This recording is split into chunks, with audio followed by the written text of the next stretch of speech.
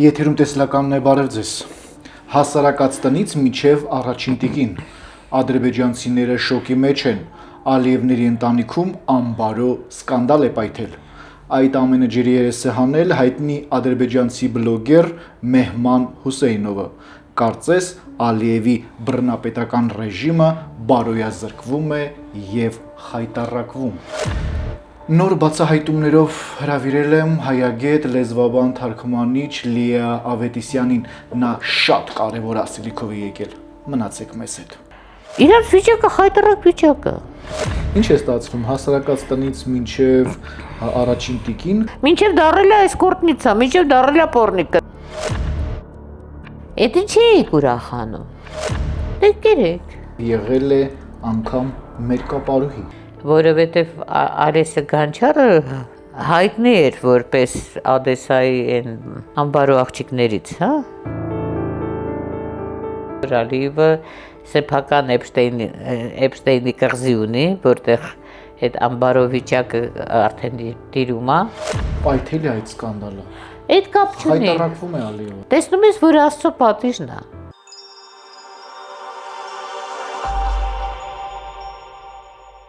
Բարև ձեզ տիկին Ավետիսյան։ Բարև ձեզ։ Ինչպե՞ս եք։ Շատ լավ, շնորհակալ եմ։ Շնորհակալ եմ, որ այսօր այստեղ եք եւ խոսելու ենք հետաքրքիր թեմաներից, հատկապես Ադրբեջանում կատարվող իրադարձություններից, թե ինչպիսի սկանդալ է պայթել։ Տիկին Ավետիսյան, ադրբեջանցի ընդդիմադիր բլոգեր Մեհմեն Հուսեյնովի կողմից Իլհամ Ալիևի ընտանիքում բացահայտումներ են տեղի ունեցել։ Սկսենք նրա հարցից, կրտսեր Հեյդար Ալիևի կնոջից։ Դա միակ սկանդալը չի իհարկե, այդ Ալեսը Գանչարը Օդեսայի էսկորտնիցաներից էր և հիմա հանդիմադիրները շատ հանգիստ արդեն կարող են ասել, որ Ալիևը սեփական Էփշտեյնի կղզի ունի, որտեղ այդ անբարո վիճակը արդեն տիրում է, որովհետև Արեսը Գանչարը հայտնի էր որպես Ադեսայի այն անբարո աղջիկներից, հա։ Այո։ Բայց բանն այն է, որ ես երբ որ ասում եմ, որ չպետք է երբեք մենք հարուստին և պաշտոնավորին նախանձենք, դա այն է, որ իրանց հոգսը շատ է։ Այս տղան Ալիևի բանը լսողություն չունի։ Ինքը քյառը ժողովրդի լեզվով ասած։ Ինքը ընդհանրապես հիվանդ է։ Իրան կերակրում են գդալով, դայակները իրան պուճուր բալիկի պես կերակրում են դայակով, մինչդեռ ամուսնացած տղամարդ է։ Երբ որ Ալիևը տեսավ, որ տղայից ժառանգ չի ստացվի, հա, պաշտոնի, ինքը դրա համար իր ուշադրությունը ուղղեց արդեն այն բանի վրա, որ կինը կկարողանա Ադրբեջան ղեկավարել։ Դրա համար է Ուկրաինա գալիս գնում, իրանց պաշտպանում, որովհետև տեղից բերեց հարց և հույս ունի, որ այդ հարցը Ադրբեջանը կպահի։ Այդ կրտսեր Հեյդարի կինը այդ կոնկրետ աղբյուրների համաձայն աշխատել է Ուկրաինայի էսկորտ ծառայություններում և եղել է անգամ մերկապարուհի։ Այո, բայց որ էսկորտնիցա եղել, ամեն ինչ եղել, ոչ միայն պարուհի։ Դա փաստորեն հասարակական ֆունկցիա է կատարում էսկորտը։ Եվ ինքը միակը չի էսկորտից, ասում են, չարլեզուները ասում են, որ Տրամպի կինն էլ է էսկորտից, չարլեզուներն են ասում։ Ինչ է ստացվում հասարակած տնից մինչև առաջին տիկին, քանի որ ժառանգը նա է, Իլհամ Ալիևի միակ ժառանգն է Հեյդարը կրտսեր։ Գիտես ինչ, ինքը կարող էր բան աներ, չէ, հեղափոխություն աներ, ասեր հետ այսօր իմ ժառանգը կինը, աղջիկս է լինելու, չէ, կին արմատ է լինելու, բայց աղջիկն նարկոման է։ Եվ կիսախելագար։ Այն մեկը կիսախելագար է, այն մեկը նարկոման է։ Եվ նույնիսկ պահանջեց, որպեսզի աղջիկը ամուսնալուծվի հայտնի օլիգարխից։ Այդ արդեն ֆինանսական հարցեր են, բայց այն հարցը, որ իր 3 ժառանգներից ոչ մեկը բանի պետք չի, ու սա սարսափելի ճգնաժամի մեջ է, այն օրը գիտես հոդված մի հատ կարդացի ես բանը Նյու Յորքեր ամսագրում էր։ Ադրբեջանի սոցիալ-տնտեսական վիճակը այսօր։ Մերպես ծնելիությունը ցածր, անկում։ Ապահարզանների աճ, ամուսնությունների նվազում, ամուսնալուծությունների աճ։ Իրանց վիճակը խայտարակ վիճակը։ Իրա հույսը, միակ հույսը այն է, որ կկարողանա Հայաստանը լափի ու այդ ալիքի վրա ինքը իր հեղինակությունը բարձրացնի։ Բայց արդեն պայթել է այդ սկանդալը։ Այդ կապ չունի։ Խայտարակվում է Ալիևը։ Խայտարակվում է, խայտարակվել է, բայց իր փրկությունը Հայաստանը լափելու մեջ է։ Ու մենք չպետք է թողնենք, որ ինքը այդ բանը անի, չպետք է թողնենք։ Միթե այդքան միամիտ մենք կգտնվենք։ Դու գիտես, մենք հարաբերական է շատ։ Ես ու դու չէ։ Բայց կան մարդիկ, որոնք կատաղի ձևով բան են անում, չէ, կռիվ են տալիս, Ադրբեջանի գովքն են անում։ Այդ էլ կա, չէ։ Ադրբեջանի գովքն են անում, ադրբեջանական նարատիվներն են բարձրաձայնում, քարոզում։ Այո։ Այդ դրանք պետք է պատժվեն։ Ես բարի կին եմ, բայց պետք է պատժվեն նման մարդիկ։ Անգամ այդ ընդդիմադիր բլոգերը բացահայտել է, որ այդ կինը Իլհամ Ալիևի հարսնացուն ամուսնացած է եղել, ամուսնալուծված, ունի երեխաներ, սխալ անուն ազգանունով է այսօր ներկայանում։ Օլեսիա Գոնչար։ Այո։ Օդեսա քաղաքից նրա անցյալը այդ լրագրողը բացահայտել է, անգամ տեսանյութեր եւ լուսանկարներ է հրապարակել կամ սպառնացել է, որ կհրապարակի եւ ամբողջ ադրբեջանական էլիտան հիմա դողերոցքի մեջ է։ Ես ջահել ժամանակ ուսանող ժամանակ գնացել եմ Օդեսա։ Տարօրինակ քաղաք է։ Մենք դասական գրականությունից այլ քաղաք էինք պատկերացնում։ Ես գնացի ու ուրիշ քաղաք տեսա։ Այդտեղ հարցնում ես, այս փողոցին ինչպես բանը գնամ մոտենամ, քեզ հարցնում են, իսկ ես դրանից ինչ կունենամ։ Այդ քաղաք է։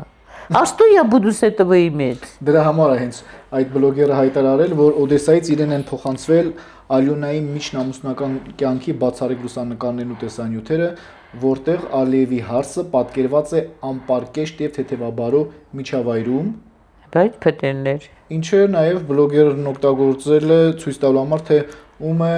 Ալիևների ընտանիքը բերել իշխանական վերնախավ։ Սա, այսպես ասած, ամոթ է, չէ՞։ Գիտես ինչ է, այդ տղան նորմալ չի։ Ոչ մի նորմալ աղջիկ չէր ամուսնանա հետը։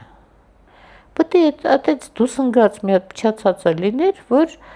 հավես աներ, որ հանուն իշխանության այս հաշմանդամին էլ ամուսնու տեղ դներ։ Ինքը ճարահատյալ, հա։ Չէ, ոչ թե ճարահատյալ, Ալիևն է ճարահատյալ այդպիսի հարսնացու ընտրել, որովհետև նորմալ աղջիկը դրա հետ չէր ամուսնանա։ Ինքը ոչ լսում է, ոչ հասկանում է, ոչ ինքը իր խելքի կամ մարմնի տերն է։ Ալիևը տարել էր իրան հետը Դավոս։ Այն հույսով, որ այդտեղ Տրամպն գալու եւ հետը կնկարվի։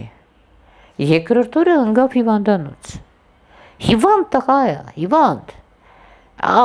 Մեղքս գալիս է մի կողմից, հա, որ հայրը վերջապես տղա է ունեցել, էդ էլ էս է։ Բայց մյուս կողմից, երբ որ մտածում ես ինքը ինչ հրեշ է Ալիևը, տեսնում ես, որ Աստծո պատիժն է։ Եվ իրոք Աստծո պատիժը գործում է, հենց հարվածը հասցնում է ընտանիքին։ Բա, հիշում ես բանը կնքահոր մեջ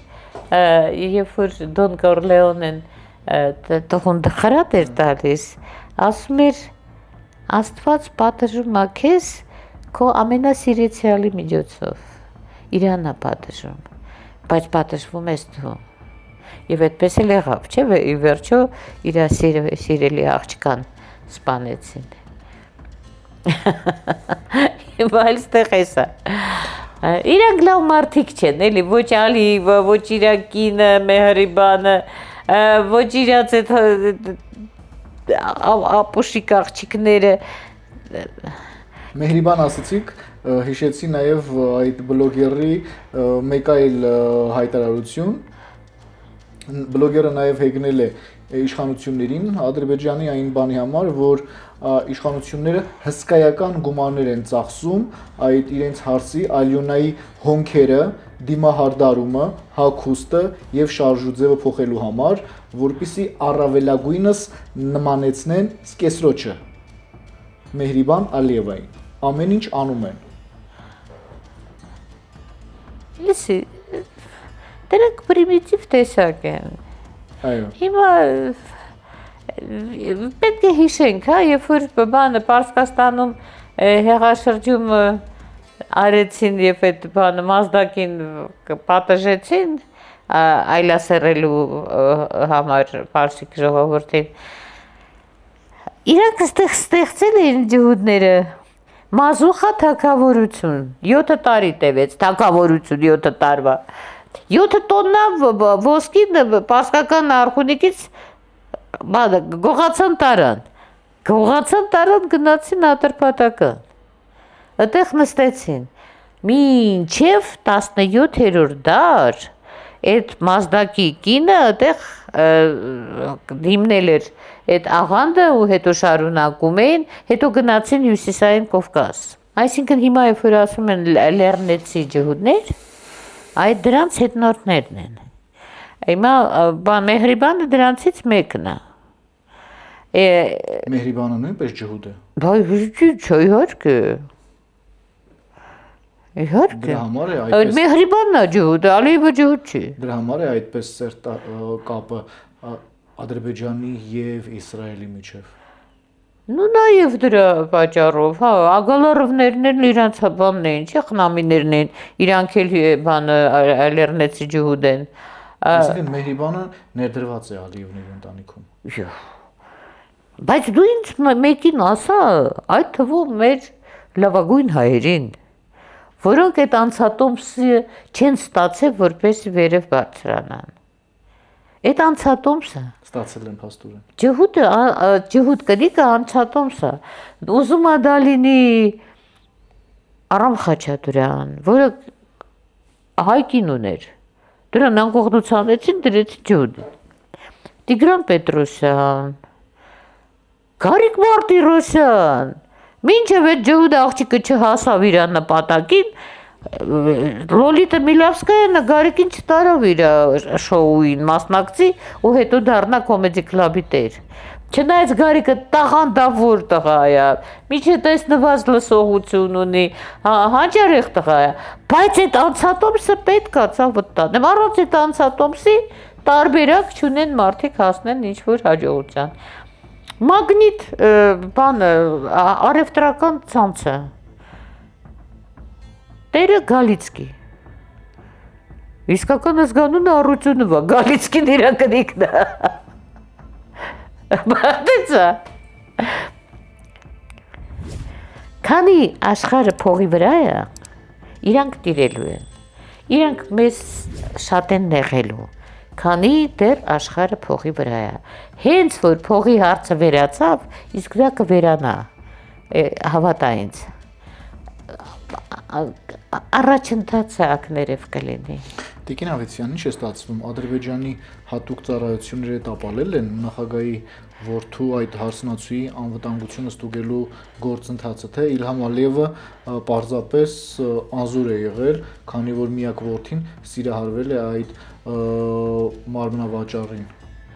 Ես չեմ կարծում, որ տղայի սիրահարվելը նշանակություն ունեցել է նման գործարքում։ Դա գործարք էր։ Հանուն ինչի։ Անուն են բանի, որ ինքը ունենա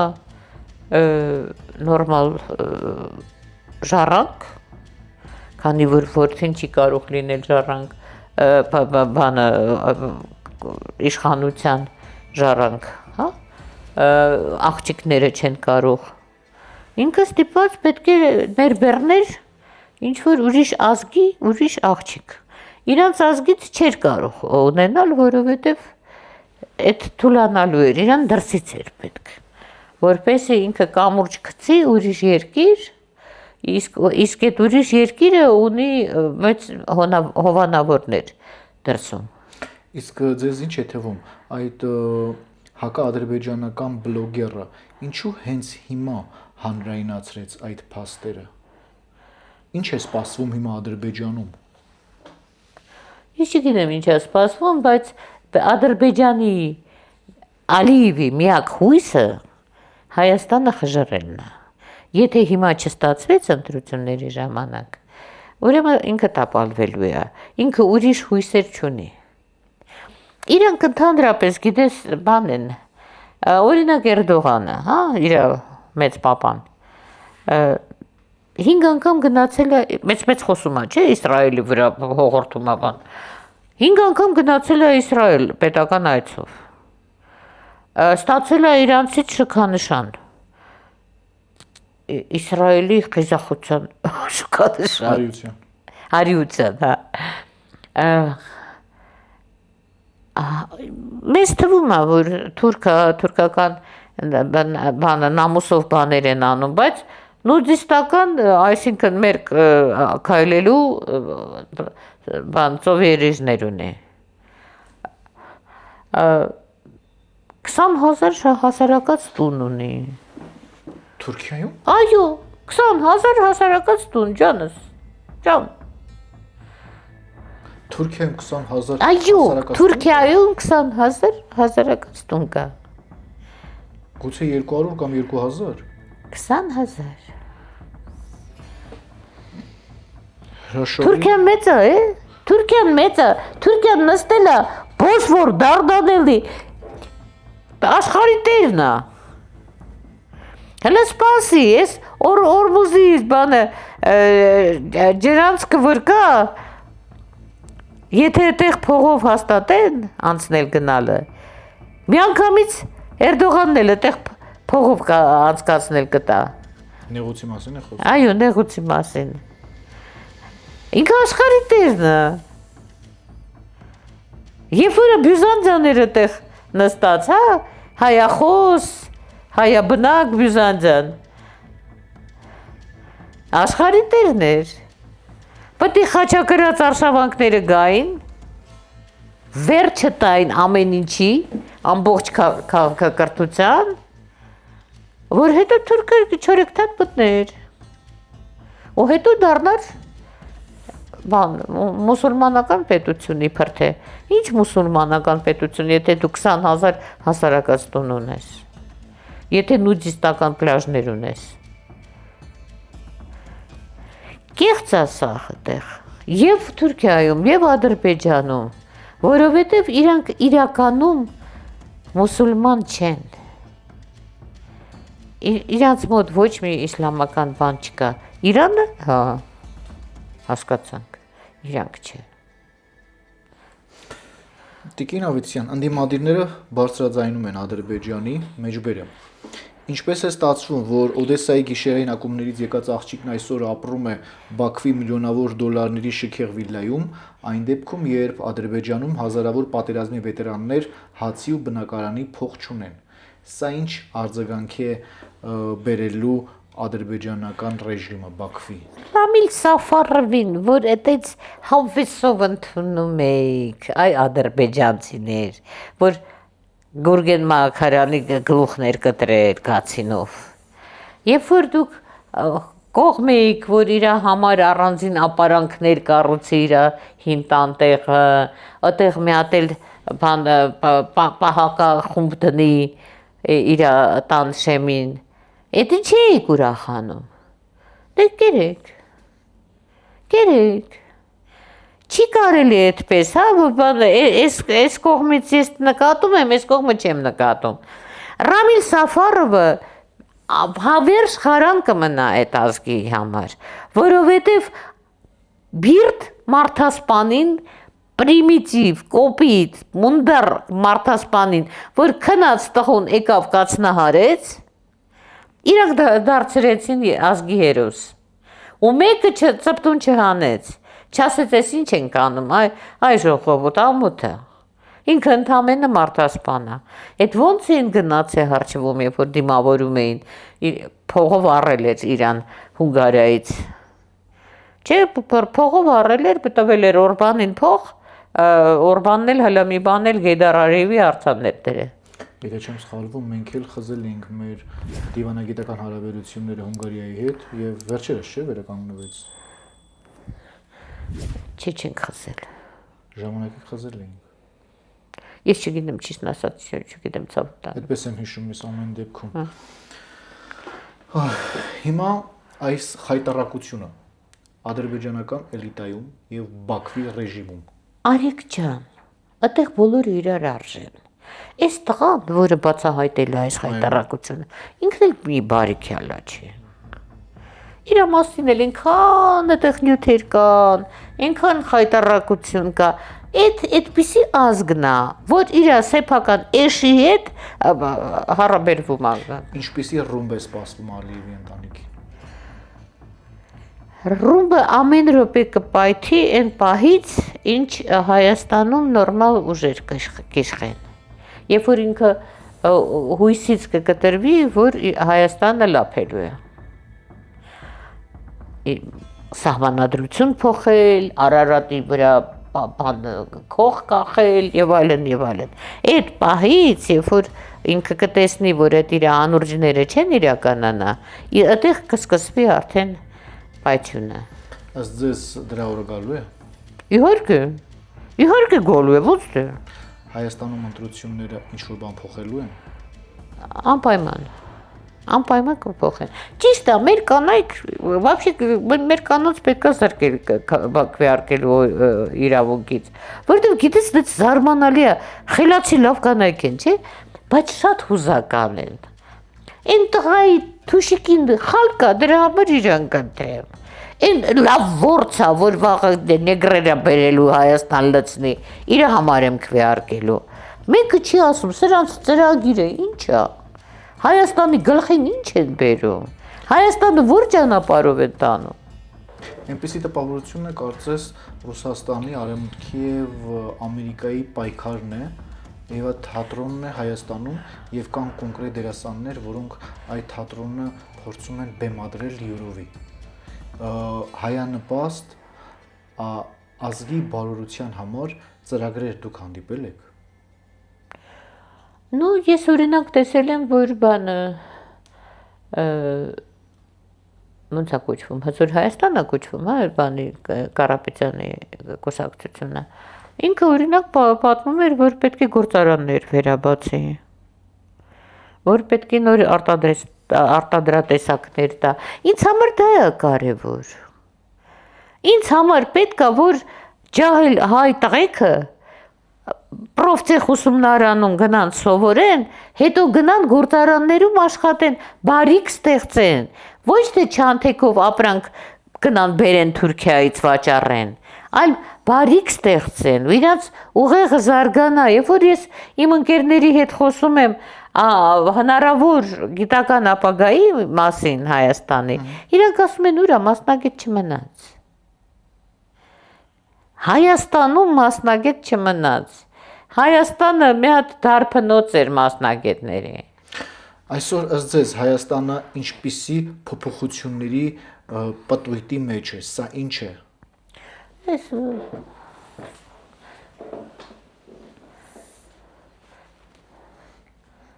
բազար վокзал։ Չես կարող հիմա ասել ինչ։ Ինչ հոտ եք առնում այս ամենից, Տիկին Ավետիսյան։ Ես հոտ չեմ առնում, բայց ես տեսնում եմ, որ շատ մեծ քանակով փող է լցվում այս պայքարի մեջ։ Ես ընդհանրապես զարմացած եմ,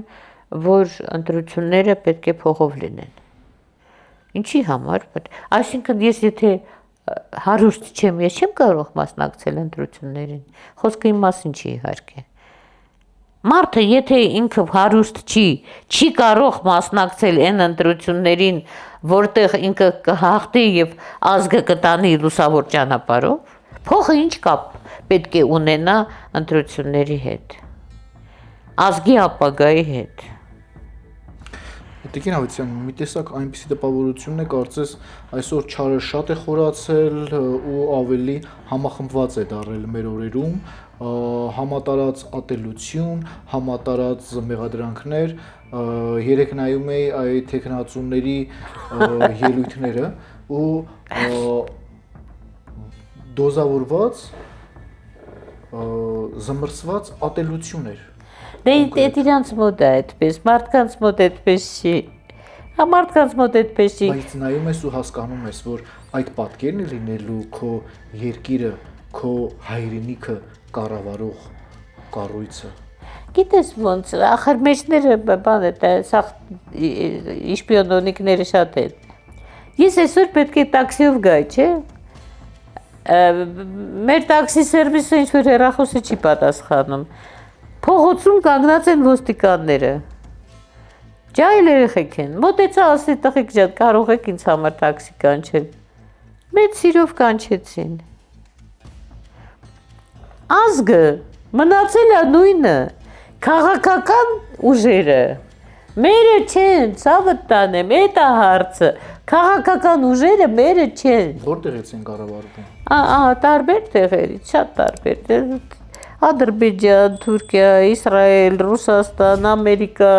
Մեծ Բրիտանիա, այդ 6 ուժերն են հիմնականը։ Ամեն ինչի ցավը քաշելու է հասարակ ժողովուրդը, ինչպես միշտ։ Հասարակ ժողովուրդը թող ինքը իր խելքը շատացնի, ոչ թե նվազեցնի։ TikTok նայելու փոխարեն թող նստի գիրք կարդա։ Ասում է, որ միամիտ են, ասում է, որ հավատում ենք, շատերը ասում է հավատացինք, խաբվեցինք։ Հետո ինչքան կարելի է խաբվել։ Այս Ալիևի հարցն էլ երևի, խաբվել է, մինչև հասել է այդ օրը։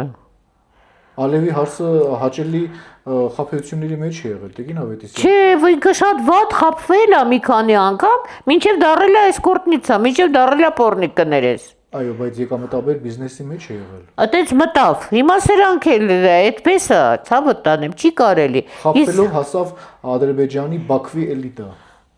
Վաղվա օրը չգիտես։ Արեգ ջան, իրա վաղվա օրը չգիտես։ Ես բոլորին խորհուրդ եմ տալիս։ Երբեք չնախանձեն աշխարհի տերերին։ Ոչ փողի տեսակետից, ոչ ունեցվածքի տեսակետից, որովհետև իրանց քյալի դեկացը շատ ավելի սարսափելի է։ Տիկին Ավետիսյան, տարիներով, դարերով, հազարամյակներով գոյապայքարի մեջ ենք։ Այսօր էլ այս վիճակի մեջ ենք։ Մարդկանց մեջ հուսախաբություն։ Ոմանք ասում են, որ իմ ձայնով որևէ բան չի փոխվելու, իմ ձայնը այդքան էլ որոշիչ չէ, հերթական ձևով խաբելու են, այս անգամ էլ են խաբելու, ինձանից բան կախված չէ։ Այս համատարած հուսախաբությունը, որը անորոշություն է ստեղծում, միթե վտանգավոր չէ։ Դա խրախուսվում է այդ վիճակը, դա հատուկ տարածվում է այդ վիճակը։ Շատ տարբեր ոլորտներում է այդպես։ Տես օրինակ մարդը հանցանք կատարել, իրան պատժել են, նստացրել են բանտ։ Ինքը բանտում հո իրան չեն պահում բանտում, որ հասարակությունը կարողանա իրանից հեռու մնա։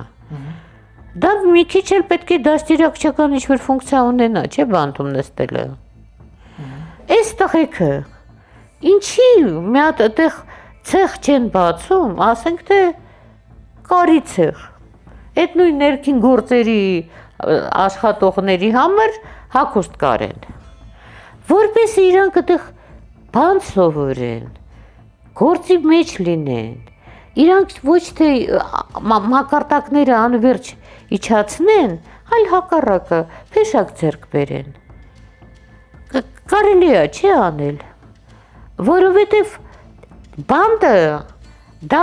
ոչ միայն պատիժ է, դա նաև դաստիարակություն է։ Իսկ մենք անում ենք ինչ։ Իրանք այդտեղ նստում են, սաղ օրը անգործ իրար հետ վատ պատմություններ, հայհոյանք, ծեց պահակների կողմից եւ այլն պատիժ, որ ինչ։ Այդտեղ ցեխը եթե բաց են աշխատեն, կարի ցեխում, մի երկու կոպեկ էլ կստանան, վաղը դուրս կգան, իրանք յոլա գնալու փող կունենան։ Տիկին Ավետիսյան, մեր օրերում շատ է խոսվում հայրենասիրությունից։ Այո։ Ու այն աստիճան է հասել հայրենասիրության մասին ամպագորգոր թեզերը, կարծես թե մեր հայրենասիրությունը յուրաքանչյուրի կողմից շահարկվում է։ Շահարկվում է հանուն ինչի այսօր։ Ովքեր են այդ շահարկողները, որտեղից են ներդրված եւ ինչի են ուզում հասցնել մեր երկիրը։ Դե մեկնաբանությունները շատ տարբեր են, այս հայրենասիրության։ Մեկնաբանություն կա, որ ասում է Արարատ մեր ինչին է պետք։ Գնանք Թուրքի հետ առևտուր անենք։ Դա էլ է հայրենասիրության դրսևորում իբր թե։ Սա առևտրականին բնորոշ գիծ է։ Ինչ է սա։ Միջատի։ Միջատի։ Գիտես, արեք ինչից խոսում ենք։ Ի վերջո գալիս ենք այն եզրակացության, որ մարդ ինքն իր վրա պետք է աշխատի։ Այն օրը YouTube-ում նյութեր էի նայում, առևտրականներ էին խոսում։ Ուզում եմ հասկանալ, ինձ համար շատ հետաքրքիր էր այդ հարցը։ Ինչպես է հայ առևտրականների սերը այդքան մեծ, այդքան հզորացել թուրք ազգի նկատմամբ։ Այդպիսի համակրանքով էին խոսում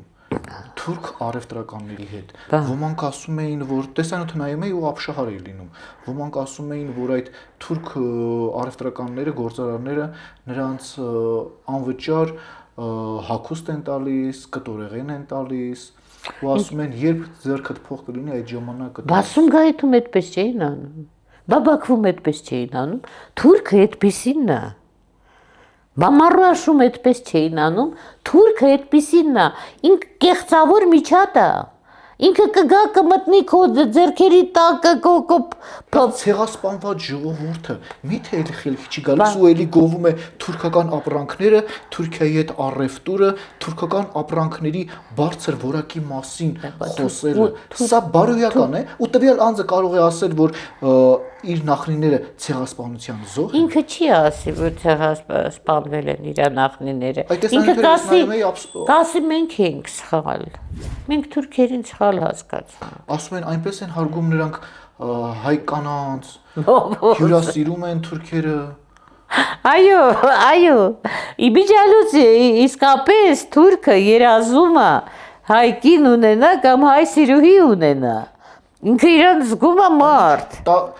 Այս առևտրականները գովում էին թուրքերին, թուրքերի հետ իրենց առևտուրը, միևնույն ժամանակ 18 տարեկան տղաները գնում էին մահվան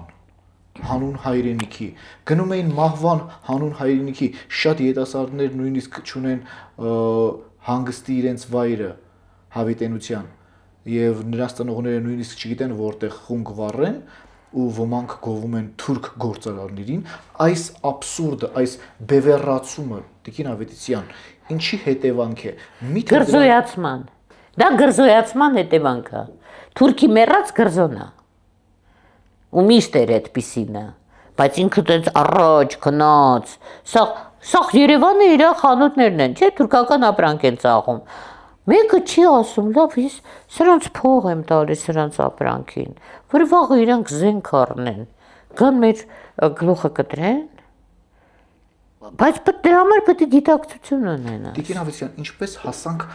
այդ առևտուր անելու, առևտուրը պաշտելու առևտրականի առևտրականի այդ կերպարի մեջ, ակադեմիկներ ունեցող ազգը, Վիկտոր Համբարձումյանից սկսած եւ վերջացած Ունեցած, ոչ թե ունեցող, այլ ունեցած։ Ինչպես հասանք առևտրային մտածելակերպի։ Բոլորը առևտուր են անում, բոլորը առևտուր։ Ես շատ լավ հիշում եմ ամերիկյան դեսպանը Լեմոնը, պարոն Լեմոնը, երբ որ եկել էր, ասեց, «Ձեր ինչին է պետք գործարաններ ունենալը։ Դուք փոքր ազգ եք, փոքր երկիր եք, արհեստանոցներ ունենաք, ձեզ գործարան պետք չէ, հայեր»։ Դարեք արևտրական հայվաններ։ Էդ էր ասածը։ Երբ որ բոլոր մեր գործարանները դեռ Լևոնի ժամանակ փակեցին, Վանոյի ժամանակ, ինչի համար փակեցին։ Դու կարծում ես ընդամենը, որպեսի էժան ծախեն հաստոցները Պարսիկին ու Թուրքին, ոչ, որ վաղը հայը չունենա արտադրություն, որ վաղը մենք հայ մասնագետ չունենանք, որ վաղը բոլոր հայերը դառնան չարչի։ Այդ դա էր նպատակը։ Հատուկ արված բան էր։ Նախ մեր շուկաները իրանք վերցրեցին մեր ձեռից, հա, կաուչուկը ինչի փակեցին, Խաչիկ Ստամբուլցյան, դու կարծում ես, որ օդը կմաքրվի, հա, իբր թե կաուչուկից հետո, բայց այդպես չէր։ Աշխարհի սինթետիկ կաուչուկի շուկայի 17%-ը հայկական կաուչուկն էր սինթետիկ զբաղեցնում։ Ինչի փակեցիք։ Վնի պոլիմեր գործարան կար, կներես գիտահետազոտական ինստիտուտ կար, որը անընդհատ դրսի ամսագրերում իր գիտական հոդվածներ էր տպում։ Պոլիվինիլացետատ կար, 1001 քիմիական արտադրություն կար։ Ուրա։ Հիմա Իսրայելն է արտադրում, հիմա Թուրքն է արտադրում, հիմա Պարսիկն է արտադրում, հայը չի արտադրում։ Ինչի։ Որ հայը դառնա չարչի, որ հայի էությունը փոխեն, չեն կարող փոխել, որտեղ հայը մնում է հայ, վաղը նորմալ իշխանություն եղավ, հայը նորից կվերականգնվի։ Լինելու է վաղը նորմալ իշխանություն։ Իհարկե կլինի։ Լավատես եք թե իրատես եք։ Իրատես եմ, իրատես լավատես եմ։ Ինչ կանխատեսումներ ունեք, Տիկին Ավետիսյան։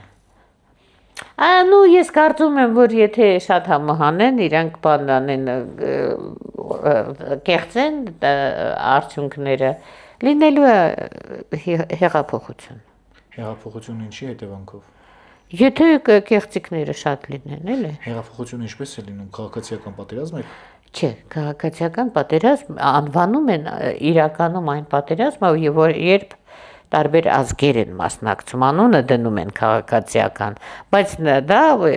ազգային փոքրամասնությունները կռվում են հիմնական ժողովրդի հետ։ Այդպես է, քաղաքացիական պատերազմը թող ոչ ոք չասի, որ դա դասակարգային պատերազմ է։ Ոչ։ Դասակարգային է, չէ։ Այ հիմա կլինի դասակարգային։ Այսինքն դասակարգային քաղաքացիական պատերազմ եք կանխատեսում։ Ես կարծում եմ, եթե շատ համահանեն, հա, բայց Ռուբիան եկավ իրանց ինչ որ հանձնարարություն տվեց, չէ՞։ Բանը Միրզոյանի միջոցով։ Մարկ Ռուբիոն երբ որ եկավ, ինչ հանձնարարեց։ Դու տես, Նիկոլը չի գնացել հետը հանդիպելու։ Գնացել է Միրզոյանը, որը ի տարբերություն Նիկոլի տիրապետում է անգլերեն լեզվի։ Կես ժամ հարաբերվել են։ Ոչ մի թղթի համար ուրիշ երկրի փոխնախագահ չի գա։ Չէ, հուշագրեր է ստորագրվել։ Դրա համար գալիս են Արեգչյան։ Թուղթ ստորագրելու համար այսօրվա օրով որտեղից որտեղ Հնդկաստանից գալիս են ստեղ, որ հետո թռնեն Ամերիկա։ Ինչի էր եկել Հայաստան Ռուբիոն։ Ես կարծում եմ, որ ինքը իմաց տվեց, թե եթե ընտրությունները վատ ավարտվեն ներկա ռեժիմի համար, իրանք ինչպիսի պայմաններով սրանց կտեղափոխեն ու եւ ապաստարան կտան իրանց։ Այսօրվա իշխանություններին։ Այո։ Ուր կտեղափոխեն։ Աստված գիտի, հիմա շատ կինոներ ենք, չէ՞, նայում, երբ որ բանը դատարանի վկան ստանում է դատարանի հովանավորությունը, անուն ազգանում սաղ փոխում է, գնում է ուրիշ նահանգ, այդտեղ սկսում է ապրել։ Այլ կերպարանափոխման դեպքեր են արձանագրվել պատմության մեջ։ Այո, իհարկե, կան վարկածներ, որ Հիտլերն է մնացել, սաղսալամատ, տարբեր տեսակի սրիկաներ, հա։ Արգենտինաներ այդ լավ տեղը։ Ձեր լավատեսական խոսքը Տիկին Ավետիսյան։ Իմ լավատեսական խոսքը, ես կարծում եմ, որ հայը եղել է կա եւ կլինի, իր որակը չի կոր չի գնա, եթե ժամանակավոր կա անկում, Դա օբյեկտիվ պայմաններ են, որ հային ուղակի ստիպում են հետնահանջապրել, ստիպում են լինել որ գրամոլ, տափակ, տիկտոկահար, իսկ իրականում հենց որ նորմալ իշխանություն եղավ եւ նորմալ սոցիալ-տնտեսական պայմաններ եղան, նորից կլինի վերելքը, որովհետեւ անհնար է հիմա պատկերացնել, որ ասենք թե 15 թվականին Մարաշի ջարդի հետ ժամանակ իրանց որ ասեին, որ 21 թվականին Երևանում Սունդուկյանի անվան թատրոնը կբացվի, մարդիկ չէին հավատա 6 տարի անց։ Նու այն ժամանակ դեռ Սունդուկյանի անունը չէր կրում։ Որ եւս մի քանի տարի եւ նկարահանվի Նամուս կինոն Ալեքսանդր Շիրվանզադեի սցենարով, որ եւս մի քանի տարի օպերայի թատրոնը կբացվի 36 թվականին, որ ասում են, այս սարսափելի տարիներ էին 30-ականները, Ստալինի սերանում, նենց սերանում, օպերային թատրոնը բացվեց, ալմաստ օպերան հնչեց Տիգրանյանը, 36 թվին, 21 տարի էր անցել։ Մենք Փյունիկի պես իզորու ենք վերականգնվել, վերածնվել։ Ուղղակի մենք պետք է այդ օրը մոտեցնենք մեր խելացի պահվածքով, մեր երազելու ունակությամբ, իսկ երազելը ես նկատի ունեմ պլանավորելը։ Շնորհակալություն Տիկին Ավետիսյան, որ եկաք եւ ձեր տեսակետները եւ հետաքրքիր բացահայտումները ներկայացրեցիք։ Ապրես, շնորհակալ եմ։ Նմանապես։ Մի առիթով Լեռ Կամսարն ասել է. Ես միայն Հայաստանի կառավարությունից եմ վախենում։ Նա Թուրքից ավելի շատ է պաշտպանում Թուրքիայի շահերը։ Ահա այսպեսին էր այսօրվա տեսլականը։ Զրուցակիցս Հայագետ, հրապարակախոս, թարգմանիչ, արևելագետ Լիա Ավետիսյանն էր։ Շնորհակալ եմ ուշադրության համար, բաժանորդագրվեք մեր ալիքին, հաղթանակ եւ խաղաղություն հայոց աշխարհին։